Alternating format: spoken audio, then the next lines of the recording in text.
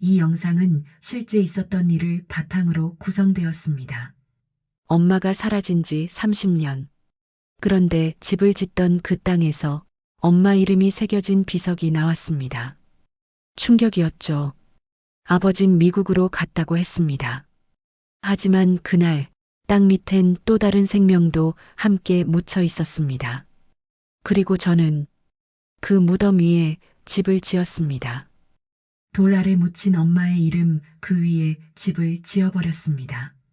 사는 게 사연이더라. 지금 시작합니다. 진재명은 부동산 계약서를 쥔 채 멍하니 서 있었습니다. 서울 강남구 오피스텔에서 나와 지하철역으로 향하는 길이었죠. 손에 든 서류엔 경기도 가평군 어딘가에 땅 한 필지가 적혀 있었어요. 이게 뭐야, 산속 땅을 왜 유언장에 남긴 거지? 재명은 건축 설계사로 10년째 일하고 있었습니다. 아니, 정확히는 일하고 있었다가 맞겠네요. 한 달 전 회사에서 계약직 정리해고 통보를 받았거든요. 45살에 갑자기 실업자가 된 셈이죠.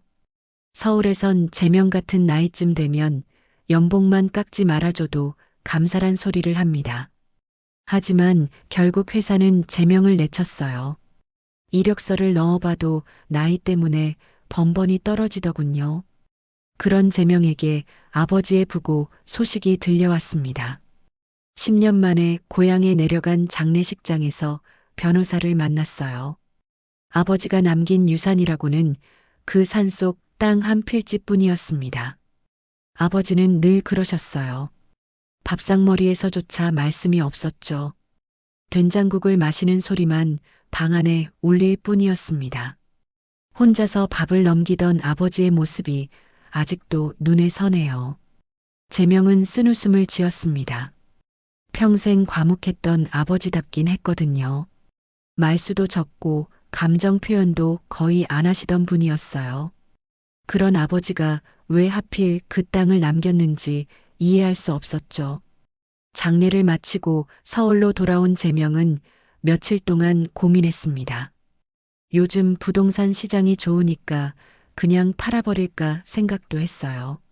하지만 문득 다른 생각이 들었습니다. 나만의 집을 지어볼까? 건축 설계사로 일하면서 남의 집만 그려왔던 재명이었어요. 정작 자신은 전세로 이리저리 떠돌아다녔죠.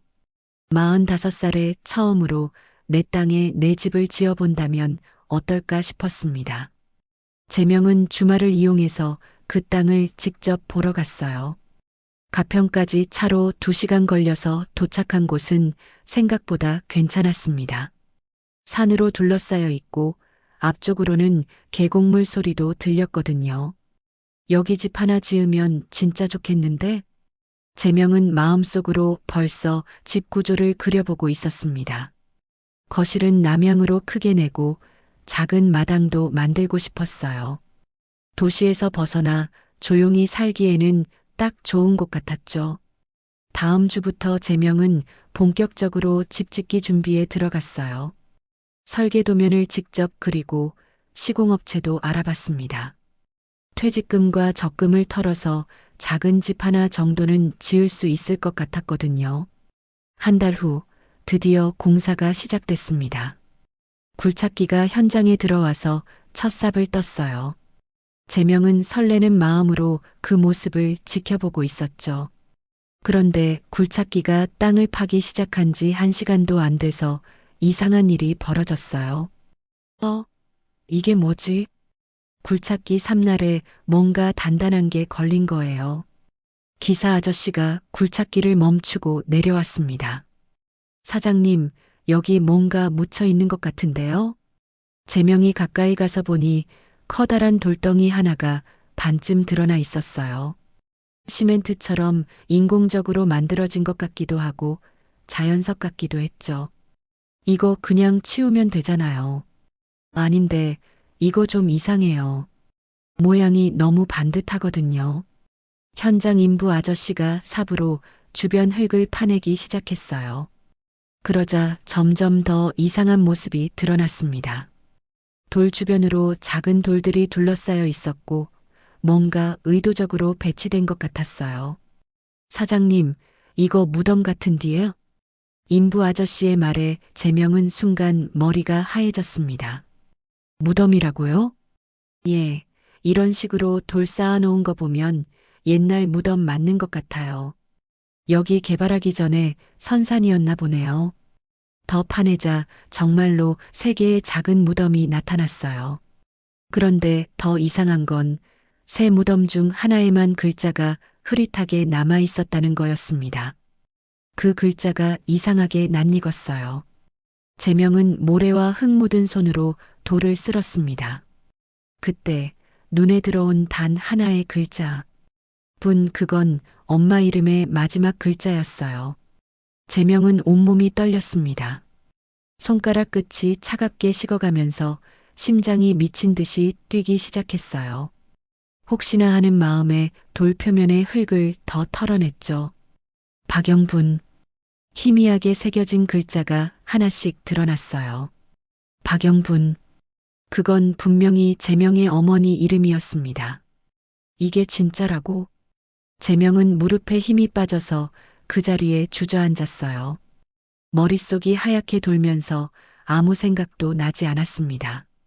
30년 전 미국에 일자리가 생겼다며 사라진 어머니가 여기 묻혀 있다니요. 인부 아저씨가 걱정스럽게 다가왔습니다. 사장님, 괜찮으세요? 얼굴이 하얗게 질렸는데. 아니에요. 잠깐만요. 제명은 떨리는 손으로 핸드폰을 꺼내서 그 무덤 사진을 찍었어요. 확실히 하고 싶었거든요. 혹시 자신이 잘못 본 건 아닌지 말이죠. 사진을 확대해서 보니 더 분명해졌습니다. 박영분이라는 글자가 선명하게 보였어요. 생년월일도 어머니와 일치했습니다. 엄마가 여기 있었다고? 제명은 어릴 때 기억을 떠올려 봤어요. 엄마는 항상 웃는 얼굴이었습니다. 아버지가 무뚝뚝한 분이라서 그런지 엄마는 늘 밝게 웃으며 제명을 돌봐주셨죠. 그런데 제명이 15살 되던 해 갑자기 어머니가 사라졌어요. 아버지는 미국에 일자리가 생겨서 갔다고만 했습니다. 연락도 없고 편지도 없었죠. 처음엔 언젠가 돌아오실 거라고 생각했어요. 하지만 1년이 지나고 3년이 지나도 아무 소식이 없었습니다. 제명은 점점 어머니에 대한 기억을 지워갔죠. 아버지가 거짓말을 하셨다는 건가? 가슴이 뻐근하게 욱해왔어요. 30년 동안 어머니를 원망했던 자신이 바보 같았습니다. 왜 연락도 안 하고 사는지, 자식 생각은 안 나는지 서러워했었거든요. 그런데 정작 어머니는 여기 이 차가운 땅 속에 혼자 누워 계셨던 거예요. 제명은 눈물이 핑 돌았지만 꾹 참았습니다. 현장에 인부들이 있는데 울 수는 없었거든요. 하지만 목이 막혀서 말이 나오지 않았어요. 사장님, 이거 어떻게 할까요? 공사를 중단해야 하나요? 인부 아저씨의 말에 제명은 정신을 차렸습니다. 그래요. 이제 어떻게 해야 하는지 정해야 했어요. 일단 오늘은 공사 중단하고 정리해 주세요. 알겠습니다. 그런데 이런 무덤이 나오면 보통 관청에 신고해야 해요. 제명은 고개를 끄덕였습니다. 법적으로 처리해야 할 일들이 많을 것 같았어요. 하지만 지금은 그런 것보다 다른 게 더 궁금했습니다. 어머니가 왜 여기 묻혀 있는지, 누가 묻었는지, 언제 돌아가신 건지 아무것도 모르겠었어요. 제명은 그날 저녁 혼자 그 자리에 다시 왔습니다. 해가 지고 어둑해진 산속에서 손전등을 켜고 어머니 무덤을 들여다봤어요. 엄마 정말 여기 계신 거예요? 바람이 살랑 불어와 나뭇잎이 바스락거렸습니다. 마치 어머니가 대답하는 것 같았어요. 제명은 그 자리에 무릎을 꿇고 앉았습니다. 30년 만에 어머니를 만난 셈이었죠. 엄마, 저 여기 집 지으려고 왔어요. 그런데 엄마가 여기 계셨네요. 말을 하다 보니 눈물이 터져 나왔어요. 참으려고 해도 멈출 수가 없었습니다. 왜 연락도 안 하고 가셨어요? 저 혼자 얼마나 외로웠는지 아세요? 하지만 어머니는 대답이 없었습니다. 차가운 돌만 있을 뿐이었어요. 제명은 한참 동안 그 자리에서 울었습니다. 30년 동안 참아왔던 눈물이 모두 쏟아져 나왔어요. 어머니에 대한 그리움, 원망, 미안함이 뒤섞여서 가슴을 조였습니다. 엄마가 여기 계신다면 집을 지어도 될까요? 제명은 작은 소리로 물어봤어요. 물론 대답은 없었지만 바람 소리가 마치 괜찮다고 말하는 것 같았습니다. 그날 밤 제명은 집에 돌아가서 잠을 이루지 못했어요. 어머니에 대한 기억들이 주마등처럼 스쳐 지나갔습니다. 그리고 한 가지 확신이 들었어요. 이 일의 진실을 반드시 알아내야겠다고 말이죠. 다음 장에서 이야기를 계속 들려드릴까요? 제명은 다음 날 아침 일찍 가평군청으로 향했습니다. 민원실에서 무덤 신고 절차를 물어봤는데 생각보다 복잡했어요. 불법 매장 추정 사안이네요. 이장 비용만 300만 원 나올 거예요. 공무원의 말에 제명은 한숨을 쉬었습니다. 300만 원이라니 퇴직금으로 집 짓기도 빠듯한 상황에서 부담스러운 금액이었죠. 그런데 혹시 이분 주민등록 기록 같은 걸 확인할 수 있을까요? 성함이 어떻게 되시죠? 박영분이요. 제 어머니인데. 공무원이 컴퓨터를 몇 번 클릭하더니 이상한 표정을 지었어요. 이상하네요. 이분 주민등록이 30년 전에 말소되어 있어요. 말소요? 네, 보통 해외 이주할 때 주민등록을 말소하거든요. 그런데 사망신고는 없고요. 제명의 머릿속이 복잡해졌습니다. 아버지가 말씀하신 미국 이주가 사실이었다는 뜻인가요? 그럼 여기 묻힌 건 누구란 말이죠? 혹시 동명이인일 수도 있지 않을까요? 생년월일까지 일치하면 거의 확실해요. 근데 정말 이상하네요. 제명은 민원실을 나와서 근처 마을로 향했습니다. 혹시 오래 사신 분들이 뭔가 아실지도 몰랐거든요. 마을 어귀에서 만난 할아버지께 물어봤어요. 그 산 말이지? 거기 옛날에 무덤 있었어. 무덤이요? 응, 30년쯤 전인가. 어떤 남자가 밤중에 와서 뭔가 묻고 갔더라고. 제명의 심장이 쿵 떨어졌습니다. 어떤 남자요? 얼굴은 잘 안 보였는데 키가 크고 말이 없는 사람이었어. 며칠에 걸쳐서 와서 삽질하고 그랬지. 할아버지의 말에 제명은 온몸에 소름이 돋았어요. 키가 크고 말이 없다니 아버지와 정확히 일치했거든요. 그 사람 혹시 진씨 성 쓰는 사람 아니었나요? 글쎄, 이름은 모르겠고, 아, 맞다. 그때 임신한 여자랑 같이 왔었어. 임신한 여자요? 응, 배가 많이 나온 여자였지. 그런데 그 여자는 한 번 보고 못 봤어. 남자만 계속 와서 뭔가 묻더라고. 제명은 다리에 힘이 빠져서 담벼락에 기댔습니다. 임신한 어머니가 아버지와 함께 왔다가 사라졌다는 얘기였거든요. 할아버지, 그 여자가 어떻게 생겼는지 기억나세요? 워낙 오래된 일이라 그냥 젊은 여자였어. 그런데 얼굴이 많이 창백했던 것 같아. 제명은 더 이상 듣고 싶지 않았지만 물어봐야 했어요. 그 남자 혹시 몇 번이나 와서 묻었나요? 한 일주일은 왔던 것 같아. 맨 처음엔 구덩이 파고, 그 다음엔 뭔가 묻고, 마지막엔 돌 올려놓고, 할아버지가 말을 멈췄습니다. 갑자기 뭔가 생각난 듯한 표정이었어요. 아, 그리고 그 남자가 마지막에 혼자 와서 울고 갔어. 울었다고요? 응, 산 위에서 한참 동안 울더라고. 그 소리가 마을까지 들렸어. 제명은 할아버지와 헤어진 후 차 안에서 한참 동안 멍하니 앉아 있었습니다. 아버지가 어머니를 직접 묻었다는 게 믿어지지 않았어요. 그럼 어머니는 언제 돌아가신 걸까요? 왜 아버지는 거짓말을 하신 걸까요? 제명은 핸드폰을 꺼내서 시청에 전화를 걸었습니다. 사망신고 기록을 확인해 보고 싶었거든요. 박영분 씨 사망신고요? 잠깐만요, 없네요. 사망신고는 접수된 게 없어요. 그럼 출생신고는요? 혹시 30년 전쯤에?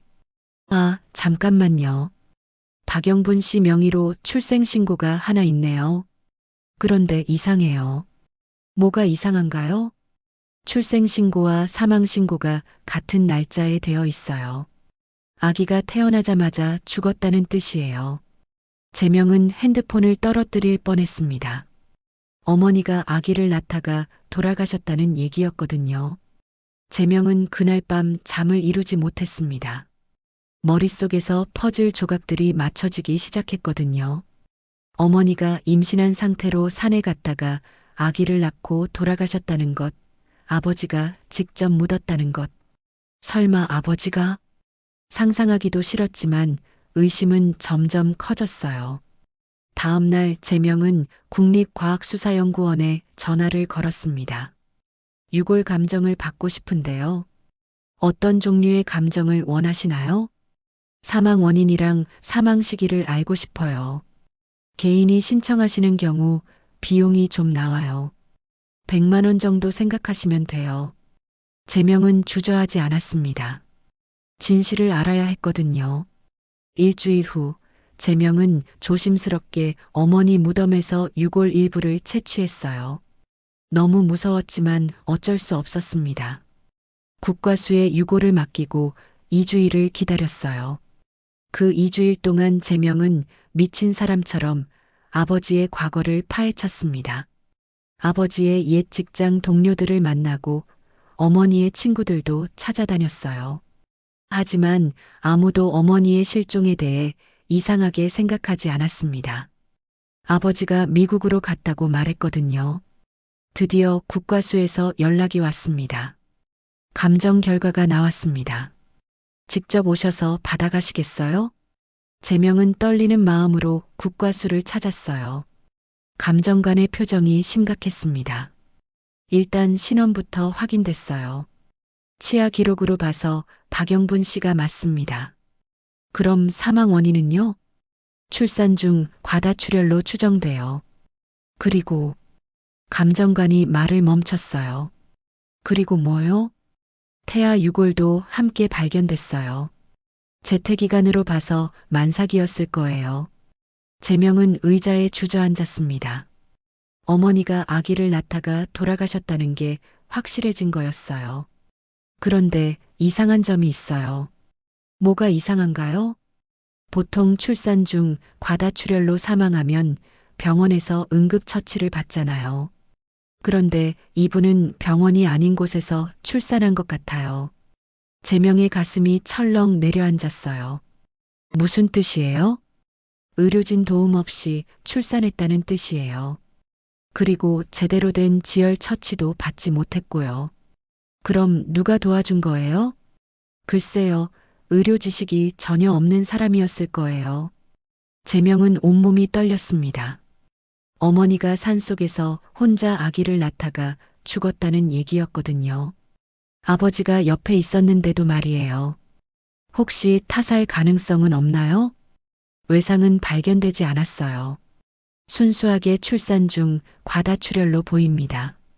제명은 국과수를 나와서 차 안에서 한참 동안 울었어요. 어머니가 얼마나 무서웠을까, 얼마나 아팠을까 생각하니 가슴이 찢어질 것 같았습니다. 그런데 한 가지 더 궁금한 게 있었어요. 그 아기는 누구의 아기였을까요? 아버지의 아기라면 제명의 동생이었을 텐데. 제명은 집에 돌아가서 아버지 유품을 뒤져봤어요. 그러다가 아버지 옷 안주머니에서 작은 메모 하나를 발견했습니다. 그 일은 묻어다오. 아버지의 글씨였어요.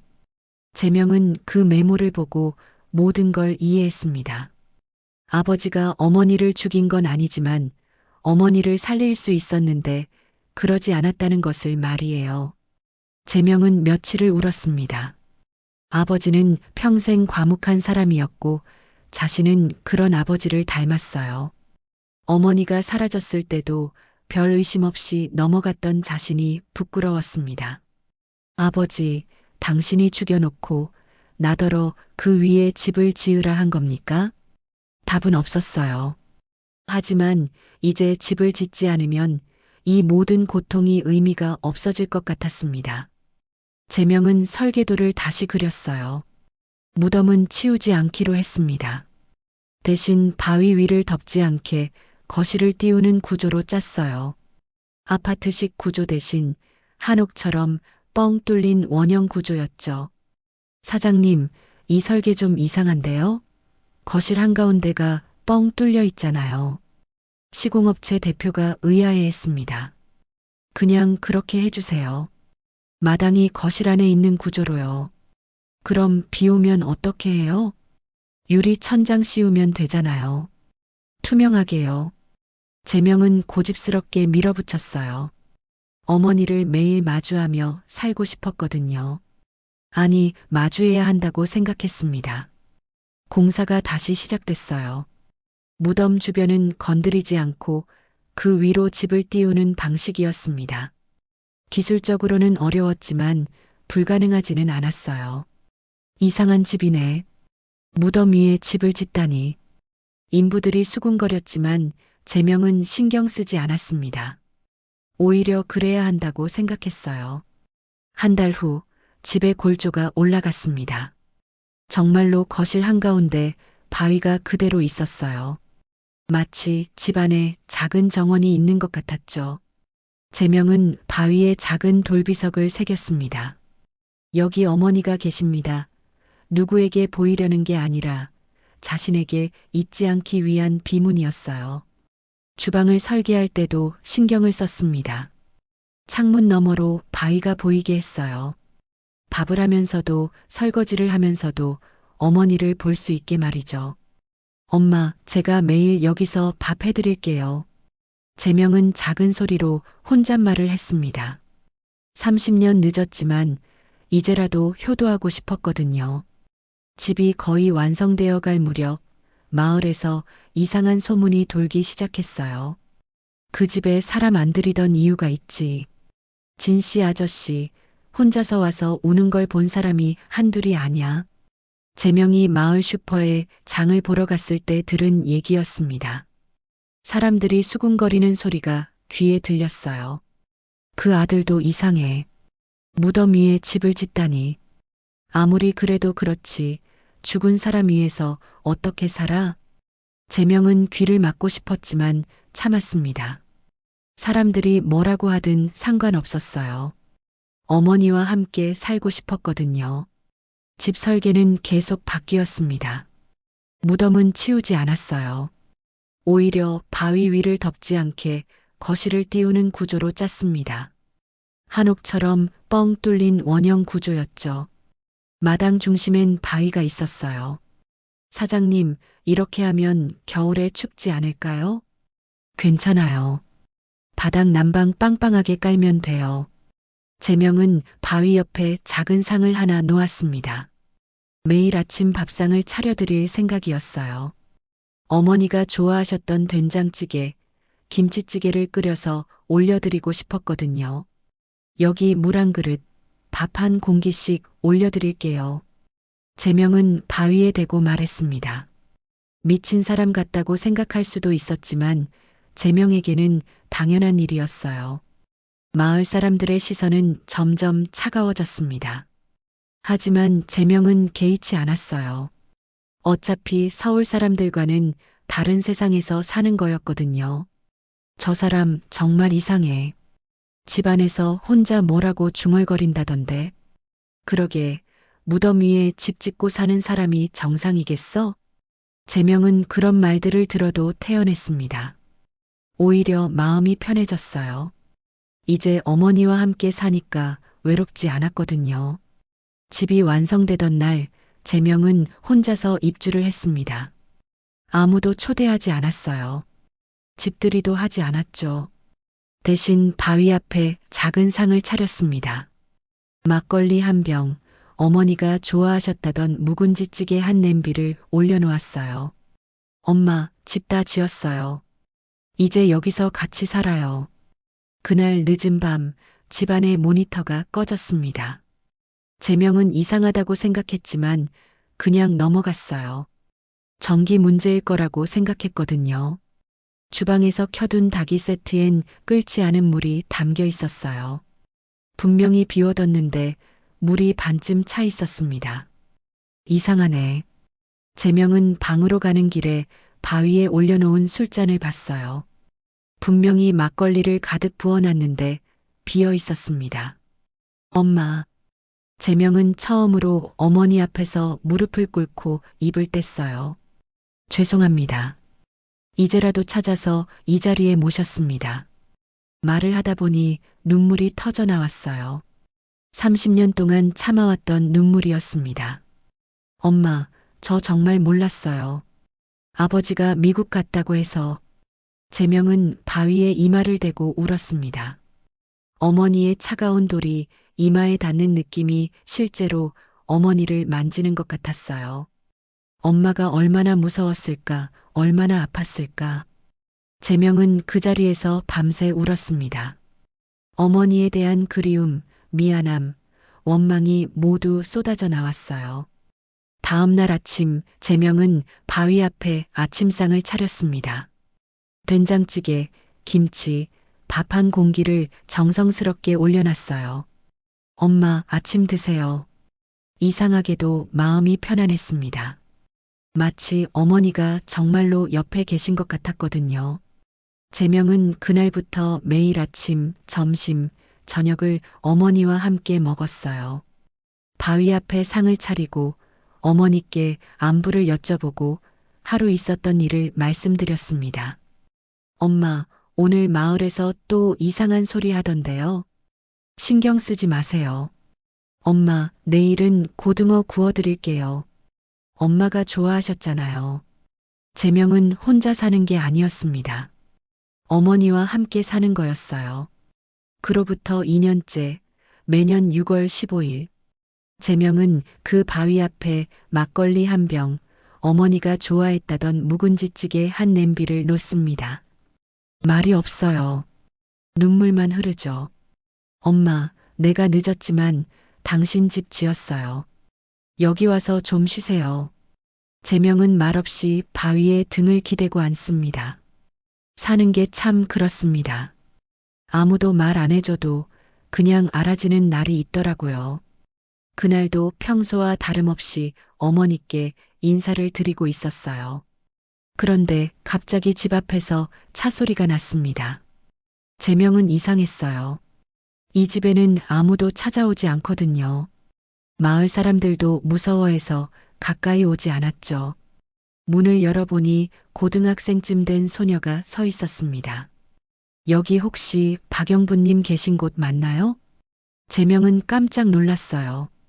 어떻게 어머니 이름을 아는 거죠? 어떻게 그 이름을? 저는 박지은이에요. 박영부님의 손녀입니다. 제명은 온몸에 소름이 돋았습니다. 손녀라니, 그럼 어머니가 낳으신 아기가 살아있었다는 뜻인가요? 손녀라고요?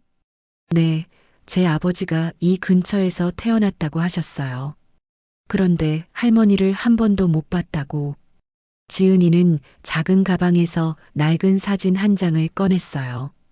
사진 속에는 젊은 여자가 웃고 있었습니다. 분명히 어머니였어요. 아버지가 유일하게 가지고 계신 사진이에요. 할머니가 돌아가셨다는 얘기만 들었는데 제명은 지은이를 바위 앞으로 데려갔습니다. 여기 할머니 계세요. 지은이는 바위를 보고 무릎을 꿇었어요. 그리고 작은 소리로 말했습니다. 할머니, 저 지은이에요. 처음 뵙습니다. 제명은 지은이 옆에 앉아서 어머니 이야기를 들려줬어요. 어떻게 여기 계시게 됐는지, 자신이 어떻게 찾았는지. 지은이는 울면서 들었습니다. 삼촌, 앞으로 제가 자주 와도 될까요? 할머니 뵈러. 제명은 고개를 끄덕였어요. 이제 혼자가 아니었습니다. 어머니를 그리워하는 사람이 한 명 더 생겼거든요. 그날 저녁 제명은 지은이와 함께 어머니께 저녁상을 차렸습니다. 할머니와 손녀가 처음 만나는 날이었어요. 할머니, 이제 외롭지 않으실 거예요. 저희가 자주 올게요. 제명은 마음속으로 어머니께 말씀드렸습니다. 엄마, 이제 진짜 가족이 생겼어요. 늦었지만 우리 이제 함께 살아요. 바람이 살랑 불어와 나뭇잎이 바스락거렸습니다. 마치 어머니가 기뻐하시는 것 같았어요. 사는 게 정말 그런 것 같습니다. 끝이라고 생각했던 이야기에도 새로운 시작이 있더라고요. 한편의 이야기, 그리고 여러분의 마음속에 남을 여운. 사는 게 사연이더라. 다음 이야기로 돌아오겠습니다.